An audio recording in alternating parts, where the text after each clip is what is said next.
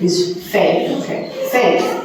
What faith means, essentially, it means deep trust. That's why you say have faith in God. It means trust God. Trust Him. Have some deep trust in Him. When you pray, we're going to learn about prayer later on in the lessons, but faith in itself is just trust. He has deep trust in you guys as we have deep trust in Him.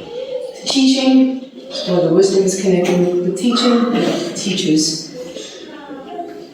He doesn't teach, not exactly, He does what He is Jesus, but in other words, He can teach you in other ways that aren't just the teaching we see in schools. Sometimes He can teach you things through dreams that you have. Sometimes there's just some things in life where you get a thought or something you've never thought of before, you wonder what that is, and later on you see that it was Him teaching you or preparing you for something in the future. Something that I've seen, I think I've talked about before, is that sometimes He will teach you something that in that moment, it doesn't make sense. It happens a lot. You're like, why are you telling me this now? This has nothing to do with what's happening now. But then a week later, or the next day, or the month after that, or maybe even years later, something will happen. And you'll remember, way back on that day, that it wasn't just random, but rather He was teaching and preparing you for that moment that was happening years later. Say, maybe you get a random thought, something that has nothing to do with doing that. You're sitting at home, just praying. All of a sudden, there's a thought in your brain that says, just wait a minute. There's someone in your life that you will meet in the future that you should be wary of. You have a random thought whilst you're praying, going to sleep, or about to go to sleep, and that has nothing to do with what you're thinking about now. There's nothing to do with anything. You're in school, so it doesn't make any sense. Years later, you're grown up. Let's say you work at a shop. A new person comes in and he also works at the shop, and everybody likes him. But there's something about that guy that is not feeling right with you. And you're wondering what that is. It's gone. From years back, saying there is someone that is going to show up in your life somewhere. Be wary of that person. And not only does that prepare you for that, but it also teaches you to be wary, not to be anxious of everyone you meet, but to have that thought that, okay, I know you only as who you are shown to me now. So even though I will put some trust in you, I will be aware of what you could be, because I've had this experience way before. And then discernment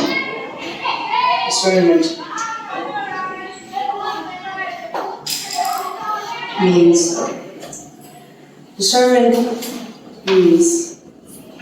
being able. If it's in the next page, it's fine. You can go to the next page if it's in there. Being able to tell right from wrong. We've actually talked about this, of God being the moral authority, of Him being the one who knows and the one who disciplines the right and wrong. He knows from way in the beginning, in Genesis, the first book of the Bible, we see that creates two beings, Adam and Eve, Adam from Eve, and creates this tree called the tree of knowledge, the tree of knowledge of good and evil.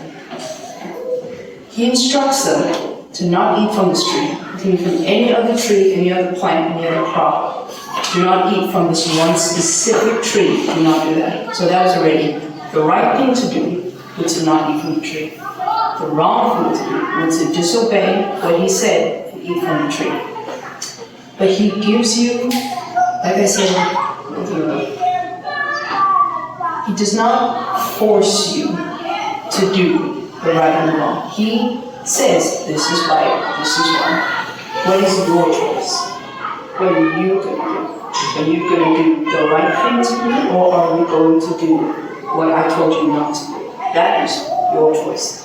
And what's happening afterward, or what happened after your choice, is entirely up to you. So he gave them that choice. Do the right thing, don't eat the apple, don't eat the fruit from that tree, or do the wrong thing and eat from it anyways. And after the serpent, the talking snake, was in that tree convincing Eve, the woman, the first woman, eat from the tree. You're not going to die. It's going to be fine. You eat from it, you're going to know things that you would never know if you had eaten that tree, because you ate from that tree.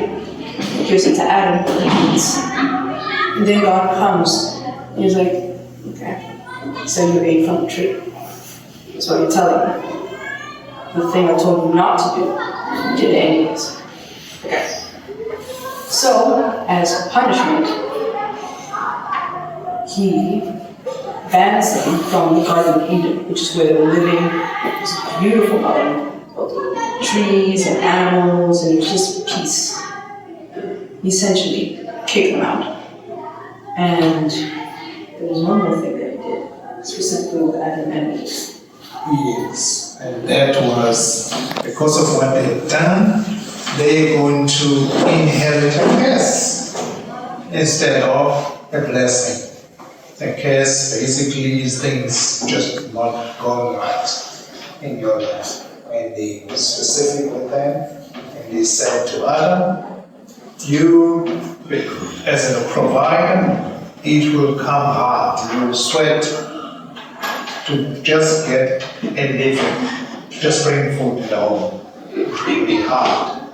So Eve, it says, just bringing children into the world, it will be very difficult. Yeah.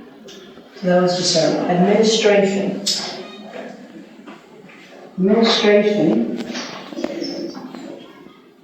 is the spiritual gift of leadership and organization. And God himself is a great example of being a good leader for what you see. Because, like we said with the last one, he doesn't force people to do things and force them in this direction. He rather guides them to doing the right thing, which is what a good leader does. And even last week, when I was talking about, okay, what makes a good leader, what makes not a good leader, we can do now. When you guys listed helping their leader, helping their fellows and protecting them and not trying to control them or be mean to them, yeah. Those is what makes God a good leader, amongst other things that he has done in the Bible and just in life and in your life as well. And so from him, it's not only that he is a good leader, but he also, from his actions, teaches us how to be a good leader. So if we're a bad leader, what do you think other people are going to think that makes you? If you're trying to show God through you, but you're doing the complete opposite of what he does, being controlling, being rude, what do you think that's going to make people think about God? If you're trying to be a good leader, but you're just not listening to what your other people have to say. Just, no, man, why would I listen to you? I'm the leader. It's not about leadership, it's not about status. Just because you're the king doesn't necessarily make you a good leader. Being a good leader is to know that it's not about being the king, being queen, being the emperor, being all of that. It's about having the responsibility of protecting the people that you are supposed to teach and supposed to lead and protect, whilst they also do the same to equal things. So that is some of his talents that we've listed. So now we're going to